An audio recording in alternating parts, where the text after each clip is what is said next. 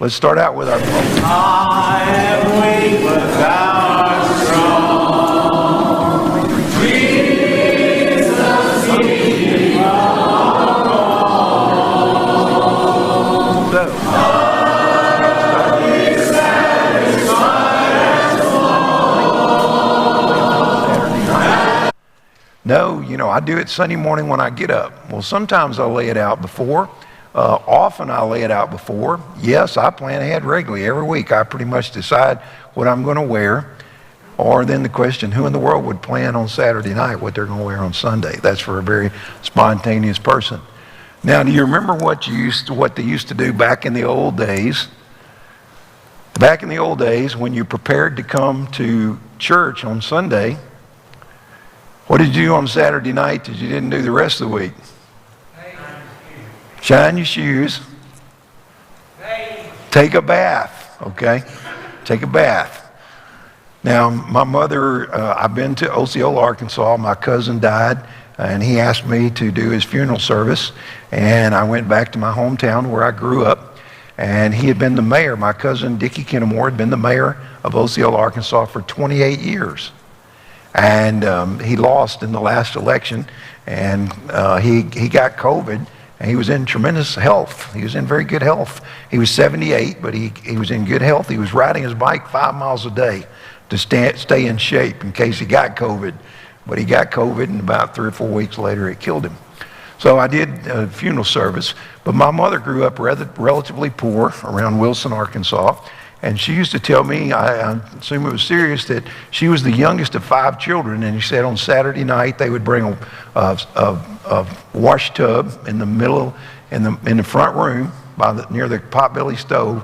And she was the youngest, so she got to go first. And everybody took a bath in that same wash tub to get ready for Sunday morning. Have you heard people that would come? We were talking about preparing to come to worship. Some people would have their better set of overalls. Now, we're going back a long way here. Some times were harder than we have them now. But what happened would people would, sometimes farmer would have his best pair of overalls, and on Sunday he'd wear his good pair of overalls to church, and the rest of the week he wore his other overalls to work in. So he prepared to come to church by wearing his good overalls. And I had a man tell me, he says, my dad had 2 pocket knives. He had his everyday pocket knife, and then his good pocket knife, and he would take his good pocket knife to church on Sunday. So in the old days, we took a bath and we got our good pocketbook and our good overalls here. Now some of you, I can't quite see those numbers up there, but I can see the bars. It looks to me like about 37. Can you see those numbers, Bobby? Yeah, 18 Sunday morning, 11 sometimes, and 9 planned every. Okay. It gives you a little, what kind of planning we do to come, okay? Now let's go to the next poll. How often are you on time for church? Always, most of the time, usually on time, usually late, Always late. Now here's what people say. Preacher, you quit preaching and gone to meddling. I will tell you this. You have a very good record at the Riverchase Church of Christ. We get here fairly, early. We try to always be on time. I'm not on time for a whole lot else, but I am on time for church. And I come in, the parking lot's pretty much full. Everybody, not full, till you can't find a space, but there's a lot of people here. And Linda will come in and say, man alive, everybody's here. Look at them. So most of the people are. Some people are perpetually late. That doesn't do much for your worship atmosphere sometime to be late. It's good to prepare, and it's good to be there on time. So, I agree with you that almost everybody there, particularly our crowd here that's looking at that. All right, now the next slide here. Have you ever gotten in a big argument on the way to church? I'll just let the numbers speak for themselves here. And those people that said no probably lie about some other things too. Well, if you can say that no with conviction, my congratulations, okay? A lot of times you got a bunch of little kids, you're yelling and screaming, where's your shoes? Get in the car, we're gonna be late. Everybody's, all wound up about getting to church. And maybe if we were taking the poll directly from the younger class up there, we'd remember it. Most of us are mature people, but look at that. 28 people say yes. I've been in an argument. Have you ever been in an argument at home? You're just working things out at a high tempo, a high volume, you're working things out, and the phone rings and you say, hello. So we can switch, but we can all agree. First of all, I hope we don't all agree. I hope we all don't all argue every Sunday on the way to church. If we do, let's start working on that. But the truth of the matter is sometimes we get crossways on something and we can get in a big argument. Now that doesn't do very much for your worship atmosphere. But look at there, pretty much most people say, I've had that happen before. Now, at that point in time, there's a lot of things. I try to stay on the script, but I get off the script. When you come to church, what you've done to prepare has a lot to do with what you get out of the service. If you prepared and you've come with a good attitude and you're ready to go, you're going to enjoy that service a lot more. Now, this crowd here, if you live on 24-hour cable TV and Yahoo constantly or video constantly, you have no idea what I'm talking about. But I bet you the judge here is old enough and Don Bowen to remember where you watched TV till the Late Late Show went off, and then what was on there? The test pattern. First, the last thing they did was play the national anthem, and after that, the test pattern was on there. But if you watch the test pattern on Saturday night, the sermon was probably not very good on Sunday morning because you're tired. So, yes, what we do to prepare has a lot. Now, here's a question, a thought question. If it were up to you, would there be silence or visiting? There's a typo, silence or visiting before the start of worship. If you made the decision, would you want us to come in and sit in silence and prepare for the worship to start? Or would you rather visit? And here's an alternative to you, all right? Now, I visited a Church of Christ in this city back when we were moving here and stuff. And I went into the Sunday school room and I walked in, and I had never been to this church before, but I read on the website they were having a class that I wanted to go to, and I was just visiting. Linda was out of town, and so I didn't know, I've been around a few churches, and I looked, that's a Sunday school wing, so I found a parking place, pretty crowded. I went through a door. When I went through the door, immediately there it said, class on Gospel of John. I'm like, that's it, what I'm looking for. I went right in. It was absolute silence. Before Sunday school, nobody was saying a word. Now, what you have to know is this goes really against the grain with me.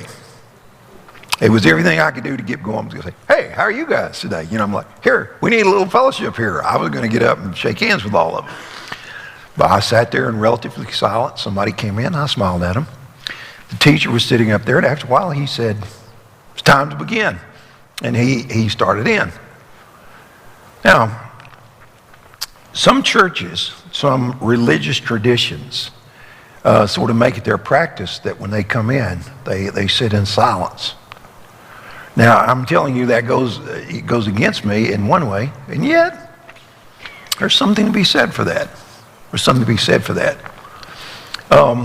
I put Lewis on the spot to sing the song, and then we had a moment of silence. Very brief, 30 seconds of silence. We're a little uncomfortable with silence, but when I was a student at Harding University back in the dark ages, I went to college church, and very usual procedure was that long before the service started, someone would start a song spontaneously, just somebody from the audience. And they would start singing, and lots of great singers there, college church and service, and everybody starts singing, and it'd be quiet, and then somebody else would sing another one. And so it was the pre-service before the service. Now, I love Riverchase Church of Christ, standing around drinking coffee in between Sunday school and church, and everybody talking to each other. Last week's lesson was on fellowship. Do you remember that? You remember how I'm like, let's be friends with each other. Let's get over this COVID thing where we can hug each other and talk to each other. So I'm pro-fellowship and I'm pro-interacting, big time. But maybe not be a bad idea. And once again, let me see if I can see these numbers. Oh, that's much better. 29 of you said, well, visiting would be, but visiting, I don't know, forgive my typographical errors tonight. Well, 29 of you said it would be nice. Some of you would actually really like it to just be silent. And then some people would say like, well, let's be called to order. So I think there could be something. We could try that sometime, just have a song. And years ago, two college buddies of mine went to a workshop in Dallas, Texas for Bible salesmen. And the next Sunday morning, we went to church. And we said, where's the college class? They said, we don't have a college class. Come in here in the high school class. So we went in the high school class, and we sat there for a while, and the teacher never showed up. Well, us being sort of full of ourselves, the kids kind of started like playing, and we're like, well, we don't have a teacher. We'll just teach ourselves. So we proceeded, we appointed ourselves teacher, and we started talking to them about buying into the church and being active and doing the things you ought to do.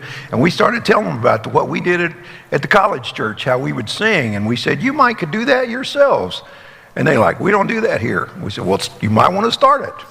And so we're just turning everything upside down. We didn't have any good sense, you know. So we go out and we sit down among the people. It's a very friendly, nice church, beautiful church. So all of a sudden we're sitting there, and we were just kind of some older people, and we start hearing singing. And one of the high school students over there that had been in our class just started some singing. Before long, the whole church was singing. It was quite beautiful. And these ladies around was like, what is that? What is that? He said, I think it's singing. And so we sang. Well, there is somewhat of a change between being called to worship. So we come to this point to where we say we're stopping visiting. And people always laugh. It's always kind of funny because I really encourage people to visit, and then when I get ready, I'll start tapping on the thing, and people just keep visiting. And everybody's like, they're not listening to you. And I'm like, it doesn't matter. They'll quit. As I teach speech, the best thing to do, if you're ever doing that, is you just stand there and be silent, and people will catch on that it's time to start. So I do that sometime, and it's okay. It always makes me glad when people are visiting so much. I love the fellowship. That was last week's lesson. But tonight we're also talking about reverence. We're talking about bowing before God and coming to worship.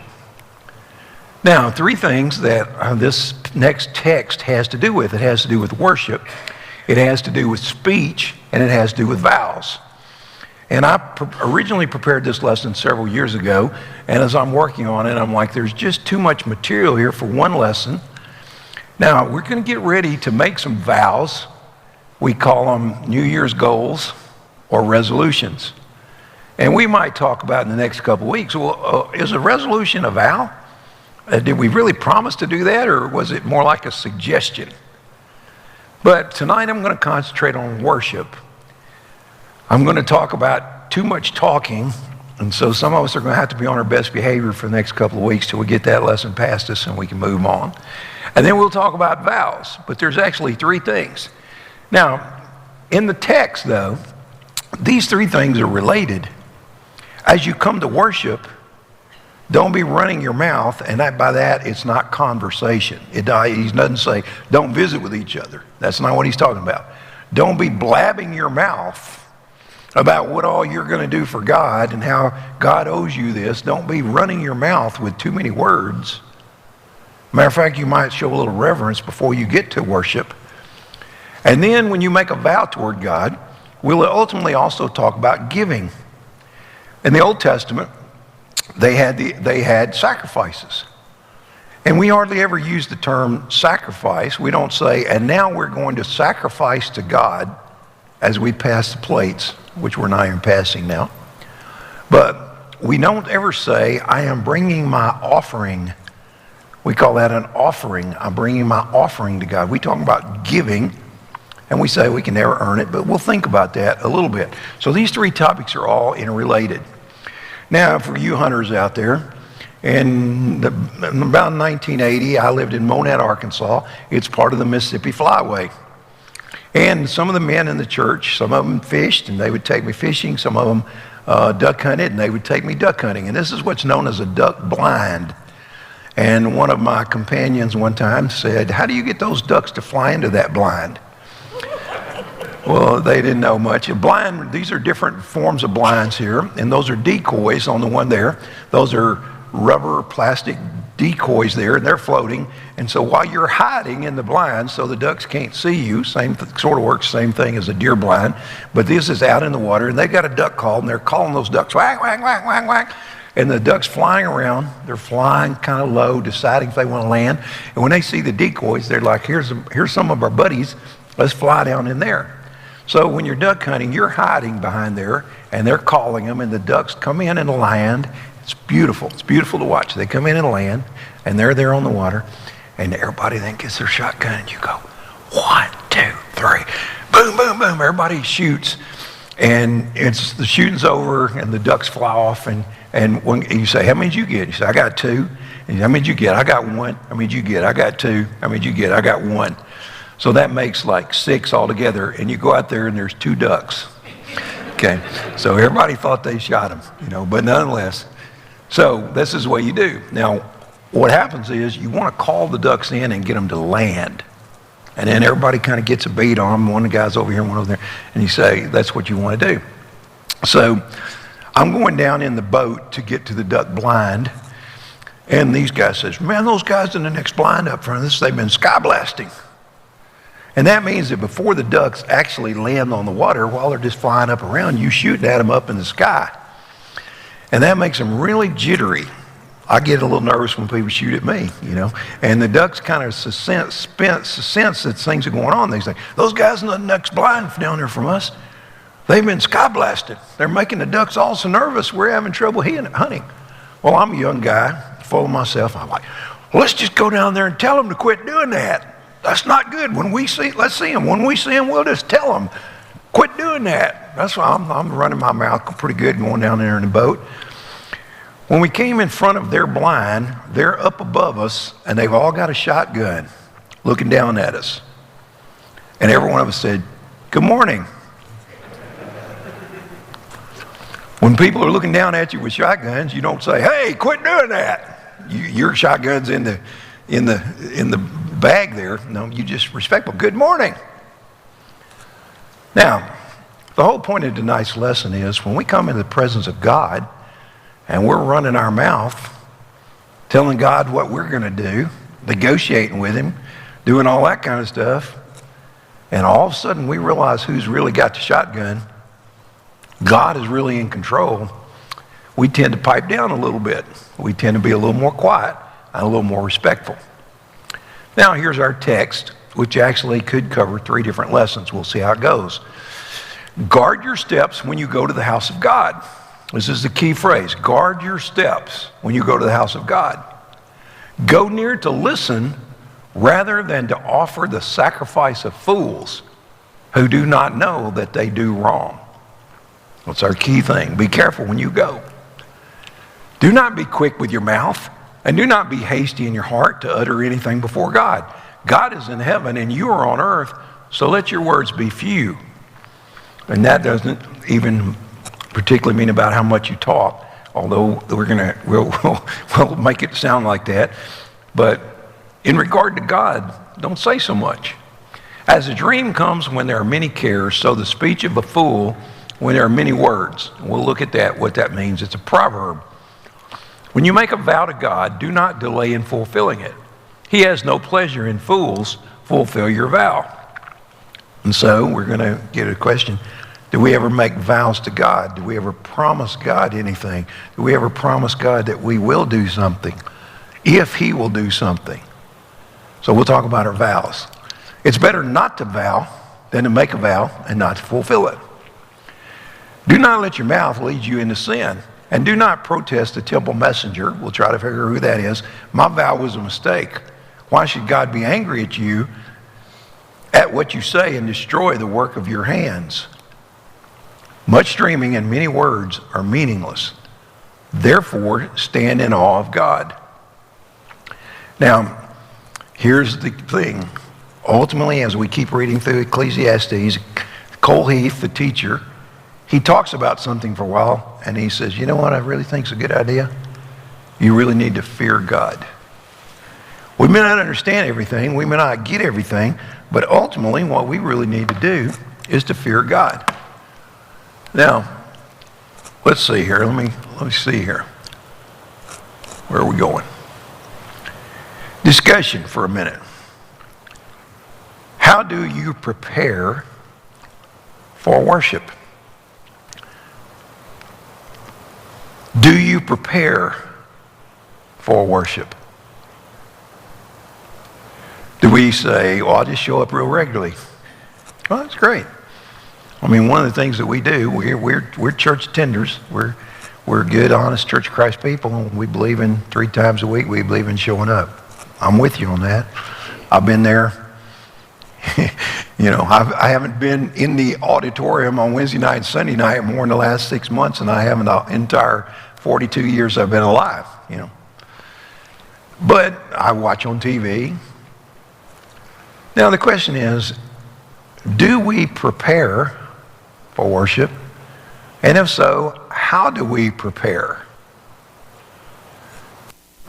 Here's a comment. Reading. I read. You read. You might tell us what you read. Well, it depends. Every week I would ask the question, have you read the text? Because you get a lot more out of this class if you read the text and thought about it. Sunday morning gospel jubilee. Getting dressed and driving to church. Listening to spiritual music. Prayer. Read the sermon references if you already know what the sermon's going to be, and sometimes that comes out, sometimes you can get that. Listen to Christian music on the way. Okay, some very good ideas. Now you keep going that. I ask my children what they know about God. We can talk in the car. We can do things, we can do that. We read about the death, burial, and resurrection. That can prepare us for communion, for the whole service. Some great ideas. The old idea that people had on Saturday night, I take a bath, I get out my clean clothes, I shine my shoes, I get ready as a preparation. Sometimes we listen to something. Now, when our kids were little, we had a rule. It was an arbitrary rule. It's not written in any book of the Bible. Our rule was that we would not watch TV on Sunday morning. Sunday morning was for God. There were no cartoons on Sunday morning at our house. What they could do, and by this time most of them, they were up a little bit older, and I would you can listen to music, you can listen to Christian music, and we had one CD, which was the group a cappella, if you know what I'm talking about. It's kind of up-tempo a cappella music, and they would play that thing every Sunday morning. I bet right now if I got Zach and Josh in here and we started one song, we could all sing it. Because they played it over and over and over. We just had one. That was it. But we play it on Sunday morning, and it was a lot better to have the music playing than it was just silence, and they weren't allowed to watch TV. And that was a small concession. We weren't just overly nutty about it, but we just that's what we want to do. And sometime on Sunday morning, I admit that I sometimes peek at the news to see what's going on, but I want to try to focus as close as I can on Sunday and what's going to happen. And if there's any way that we can do that, that kind of helps us prepare for worship. Now, that was the answer. All right, let me go to the next one. What attitudes do you bring to worship? What attitude would be, what kind of words would you use to describe an attitude that you could bring to worship? Spend early morning devotional time with God, preparing to go to worship. Joe, I bet you think about those songs when you pick them out. I sing them. When I do these lessons, I often had the order of worship from back in when I did these things, and I would see those songs, and I would work with the song leader, help them pick them out sometime. Sometimes I was more helpful than the song leader wanted, but I'm like, here, sing this one this week. I don't know this one. Okay, well, how about this one? We'd negotiate back and forth. So here's some attitudes: reverent, humility, positive, reverence, gratitude, reverence, attitude of learning, sincerity of heart, focused on commitment before God and myself. I think that one word I would use is expectancy. I come expecting to be in the presence of God, expecting to hear the word of God. Positive expectation, whoever said that, and we're on the same page. I come with this expectation. First of all, I told you last week that I always look forward to going to church, and it wasn't always for the right reason, because I love to see everybody. I'm very extroverted, and I love to see everybody. So I love to see the people. That brings my heart joy. But to expect, there's going to be a word from the Lord today. Something's going to be said today that helps me. There's going to be a song that touches my heart, and there's going to be something there. And so if I come with this attitude of positive expectancy, it's about Him, not about me. Now, respect for God and for my brothers and sisters in Christ. There's a whole lot, this is, you pull the chain, and I would go off on this whole thing of most of us come with this attitude of what's in it for me. And what we really should be coming in is this attitude of, what can I do for everybody else? What can I do? How can I come with the respect? And this is now when we're over in fellowship. Who's there today that really needs me to say a word to them? Now, some days I come in, I'm like, I sure hope somebody says something to me good, because I need it. But it's a better attitude to come in and say, I'm going to look around and see who I can see that I could build up. Now, I've made that joke about the test pattern for a long, long, long time. But if we come in bleary-eyed, tired, upset, the sermon's not going to be very good. But if you come with a sense of expectation, looking at something, I think something's going to be said. Now, Linda and I have heard a lot of sermons in our time. There's probably not going to be a whole lot new that either one of us haven't heard. But sometimes I like to find one phrase in the sermon, one line in the sermon. I never thought about that. I never heard that before. I heard that sermon, but I heard a similar sermon to this, but I didn't hear that line. So here's some attitudes: ready to learn, worship, and serve, being contrite, penitent. God, be merciful to me, a sinner. And we come in, somebody's in my seat. It's too hot, too cold. We're not really coming. I come with a song in our heart. We can sing on a way. You can make a joyful noise. And we in our world, we got MP3s, we got all kinds of things that we can listen to. And I do find that preparing does help me. And I like to listen to Christian music also to get me. I don't want to get off, but I used to listen to the ball games in Auburn sometime, and I'd listen to the post-game show on the way home. And the next morning when I'd get in my car to go to church, it would be on, and like the Gospel Jubilee was on. And it was just like by accident that I would listen to it. But it was pretty good to get me going with a song in my heart. So what attitudes? Now, with this, I believe that what we want to do now is Let me lecture just a minute more, and I'm going to turn it over to discussion. In the old days, the temple days, people had to make a pilgrimage to the temple. You went to the temple and you walked to the temple, but if you lived in a different place, you might walk, 40 miles, 50 miles, 100 miles, 10 miles to get to the temple. So as you did, he says, guard your steps when you go near the house of God. There's so much, whenever this comes, there's so many things we can say. There was a perimeter around the temple. There was the court of the Gentiles where the Gentiles could go in, but they couldn't go any further. And ultimately, inside was the Holy of Holies. And only the priest could go in there, and only once a year. So there were these places where you offered sacrifice.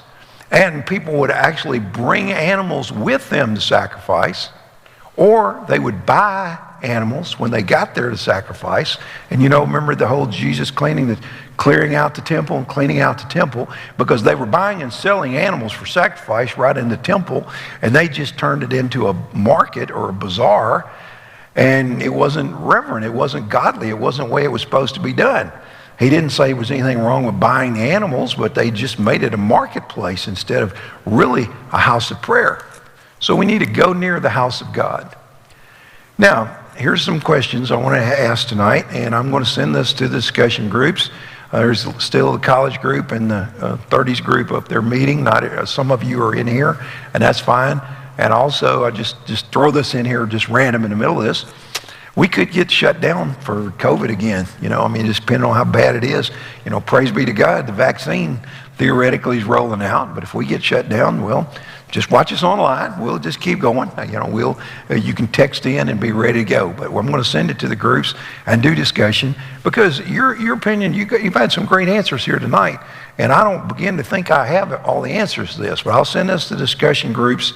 And if you're at home or here, you can continue to talk about this. Well, we'll continue to talk about this. When you come to the house of God, you don't want to be flippant, marked by disrespectful levity or casualness, pert, archaic, talkative, or voluble.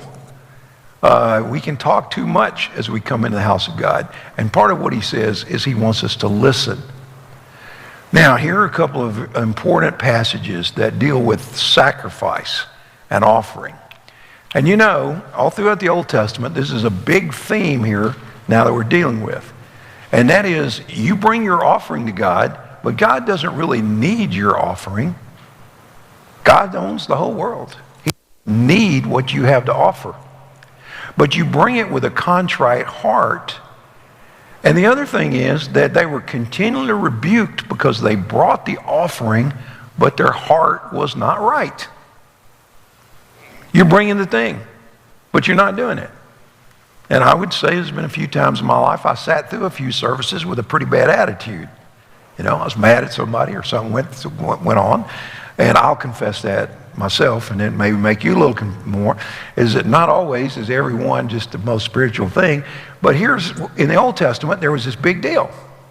I knew a rich guy one time, went to a whole different kind of church, and his daughter dated one of my kids, and he had some really good tickets to the ball game. So he took me to the ball game one night. He and I did up in Illinois. We had good seats, and he says, well, Tom, you're a preacher. I'm like, yeah, I am. He says, well, in our church, we got paying members and praying members, and I'm a paying member. I'm like, you need to be both, Now, here's what it says. Sacrifice and offering you did not desire, but my ears you have pierced. You made me a slave to you. Burnt offerings and sin offerings you did not require.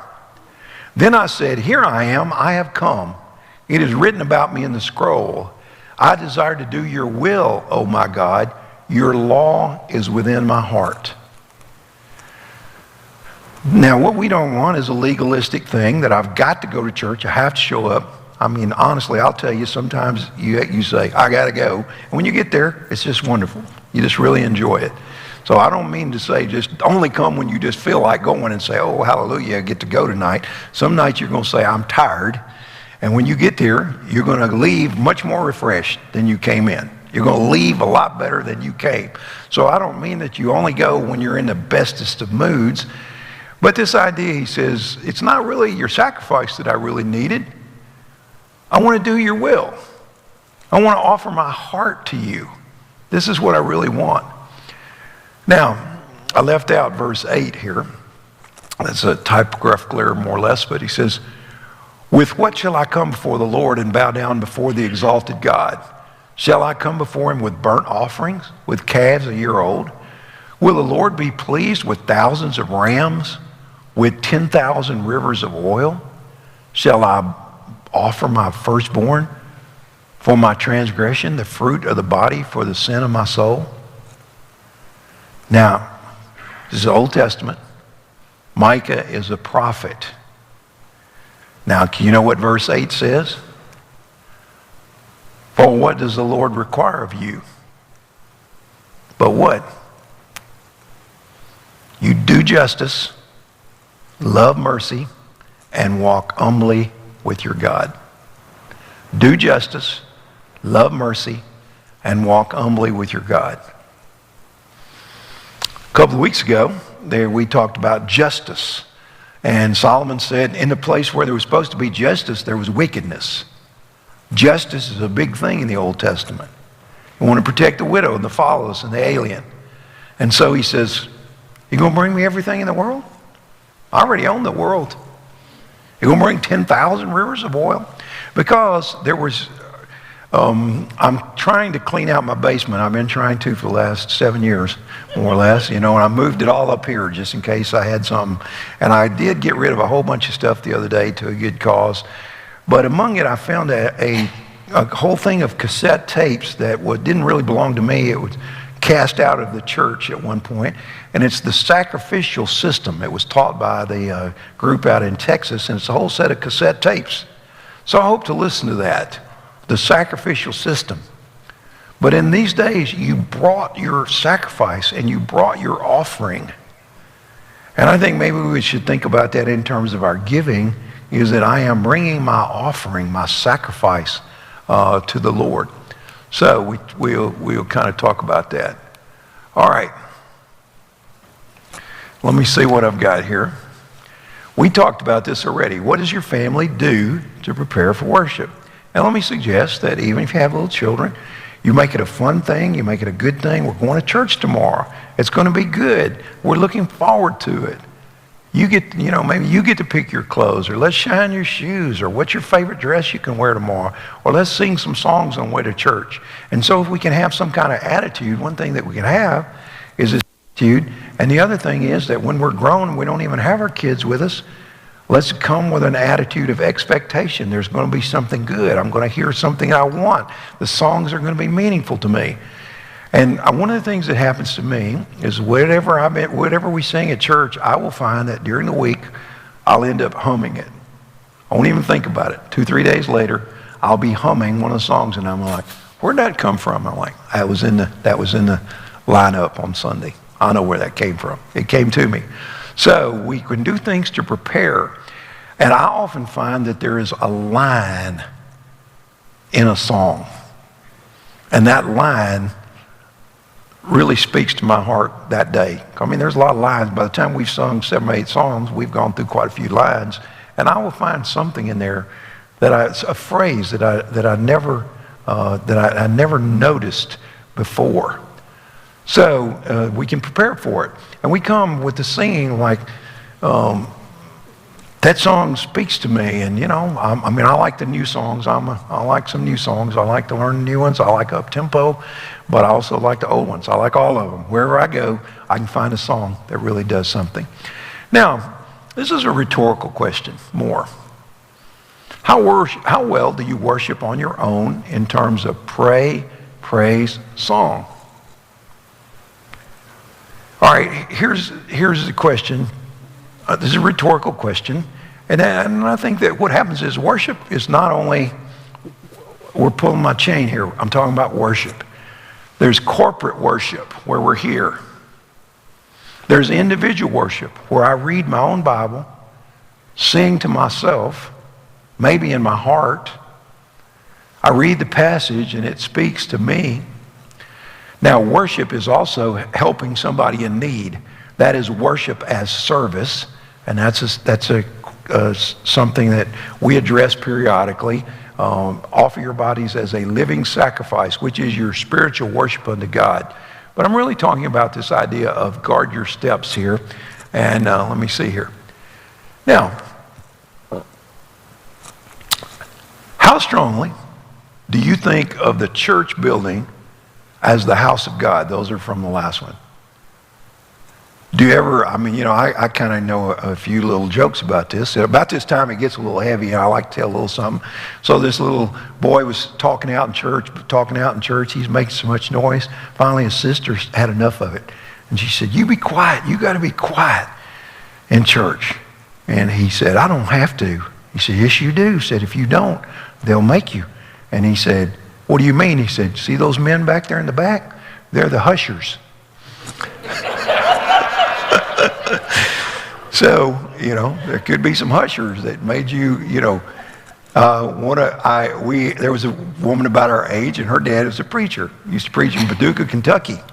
And her father made a big distinction that unlike the Catholic Church, where it was the sanctuary, that this was just a building. This was just a building. So she had one of her friends come over and play. And so she said, "I keep telling you, it's not the sanctuary, it's just a building."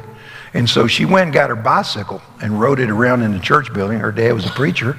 And when her dad caught her, it was more sanctuary than she thought it was. Okay? Now, what we know is that we in one sense, some people call it the sanctuary, and that's the altar. Well, we're not like that.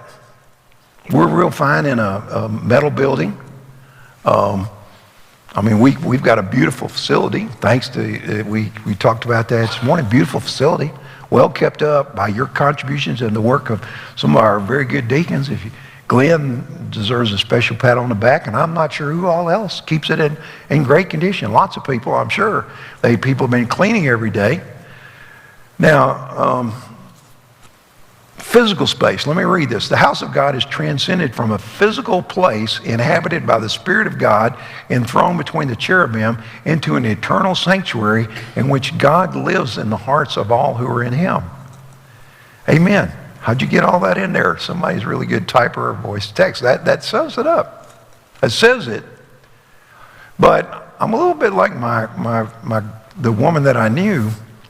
It's not the sanctuary, but there's a point in time where we all come together for worship. And in that case, there is somewhat the Spirit of God is in the place. And it becomes holy in sort of a special way, it seems to me. And so we'll reflect on that. I do think of it as that at times, but I know it's not really. But I like a nice building honoring God. It's a building, but we need to be respectful in the way we treat it by picking up after ourselves. So, yes, there's respect. This is a thought question. It's not the building per se, but when we come together, there's a certain respect, a certain reverence, a certain aura that goes with it. The building does not matter. It is the people and the Spirit that matter. You do not need a building to worship. Now, here's what I'm kind of going with this. You can keep giving your stuff up there. Maybe I'll do it. Guard your steps when you go to the house of God. When you go to the house of God. The temple is called the house of God. The synagogue was called the house of God. The tabernacle was called the house of God. A temple is a place in which a God lives. You can have a pagan temple that a pagan God is associated with, or you can have the temple of the most holy God, which was the place where God lived, enthroned between the cherubims. That was the location of God, was over the altar, between the horns of the altar, with the cherubim's wings outstretched. That was the location, and they're thinking of the presence of God. Now, we don't have the temple today, but we do have a sense of corporate worship that does require a certain sense of decorum, a certain sense of reverence, a certain sense of awe.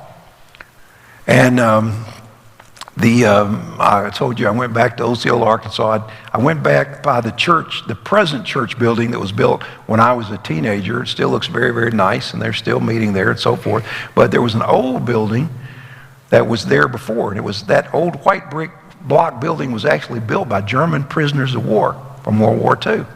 And that was our church building. That's where I went all the time till I was up a pretty good teenager. But we had a man named Brother Fairley in the back. He sat in the back. He was kind of the patriarch of the whole church. He was an older man, he was well educated, very stately. But he sat in a chair back in the back, and he sort of opened the door for you if you carried your baby out. And he was kind of the main man. He took the count. And they tell me that when I was a little boy, my mother used to always say to me, "You be quiet. This is the house of God." And finally I said something. I said, "That must be God sitting in the back." Because he was kind of running the show. I was pretty little. I'm like, this must be, he kind of controlling the door and running there. Everybody was respectful of him. Well, that wasn't true. I got to do that. I got over that thought.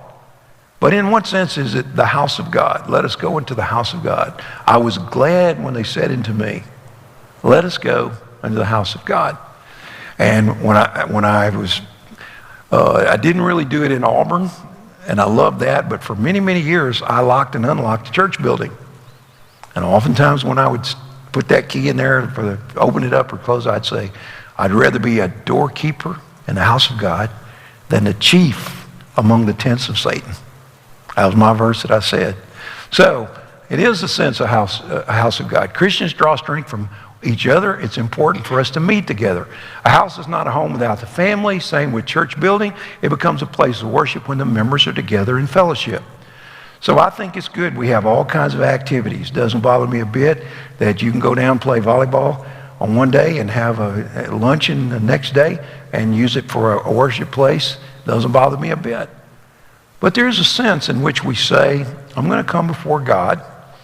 And whether that means whether we're all together or whether it means I'm going to sit at my table out on my deck underneath the cover and drink my coffee and come into worship to God to have my quiet time. So I think you could sit on that deck, take your coffee, and say, I'm going into the presence of God.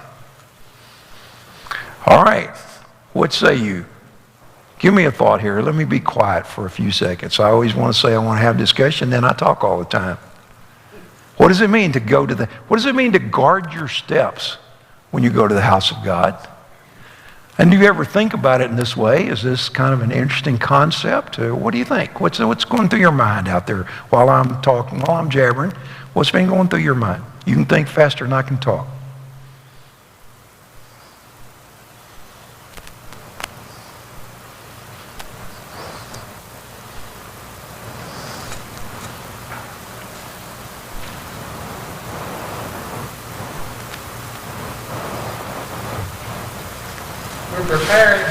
We're going to worship God, and I think we need to get ready. You're ready, okay? We need to realize how serious a situation it is and what Jesus did for us. And we need to thank Him for that and revere Him and be grateful. All right.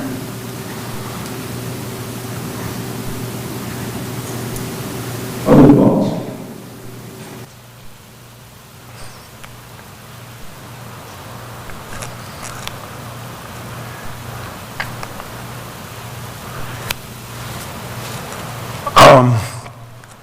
First of all, if I'm really intent on this, here's what I would do. I'd just be quiet till you really started talking, okay? I really started talking. But here's what I want to do tonight. We're going to come back to this. We're going to talk about talking too much. We're going to talk about making our vows. And a part of vows, we're going to talk a little bit about offerings and what they did in the Old Testament. We'll do that in weeks to come. And I also promised you a lesson on money and materialism. And that's all through here. So we're going to think about those things over the next few weeks if God lets us live and things come around. Now, I've had my say tonight. You can tell me afterward. You can send me an email. You can send me a text. We've got an email address or whatever. Or you can catch me after it's over. But rhetorically here, I would say, what do I want to take away from this? I would like for us to up our game in preparing to come to worship, to come with an attitude of humility and expectation and to show reverence and to come in and looking for other people. And if we do that, I'll tell you what you're going to find out. You're going to find out the singing's better, the sermon's better, the people are friendlier. When you start doing it, you're going to find out it's a lot better place to come. Okay? It's a good thing. I'm going to remind you that if you need to take communion, it'll be in the room around here on the side. I'm going to remind you that if for some reason we can't, like there are people here for the last few months, I've been mostly at home, but I'm with you. It's a whole new world. What does it mean to be coming to worship while we're watching on TV? Well, do we have to be perfectly quiet? Well, I haven't been. I did eat a sandwich one night during church. If you think that was irreverent, I missed the point. Like, a lot of good this lesson did you. But what does it mean? Does it mean that I have to be perfectly quiet? Does it mean that I just come with the right humility? So with that, we're going to close our lesson for tonight. Let's bow. Dear God, I thank you for the sincere worshipers that I see every week that come in and sit and worship you. I'm thankful that they lift up their voice in praise, and thankful for the songs and for the song leaders and for people that think through what we're going to do in the sermon. We thank you for Dwayne and his thoughtful messages that cause us to draw closer to you. We're thankful for Joe leading us in singing. We're thankful for the teachers that share with us in the past and will continue to do so in the future. I'm thankful for the people that sit around me, that encourage me in fellowship to go out together sometime afterwards or to be our friends during the week and to call. But Father, help us literally to bow down before you. And whether we literally sing a song or whether we're silent, whatever our procedure may be, may we come with pure hearts. May we come in reverence. May we come in submission. May we come in expectation, wanting to be in your presence because you are the great I am. And we are really nothing in your sight. We're but ants in your shadow. And even that fails to describe how great you are and how humble we are. What is man that you're mindful of him? And the Son of Man that you care for him. We're thankful that you love us and care for us. And may we come before you not in a flippant manner, but with humility of heart, strength and courage. And may we be the people you want us to be. In Jesus' name we pray. Amen.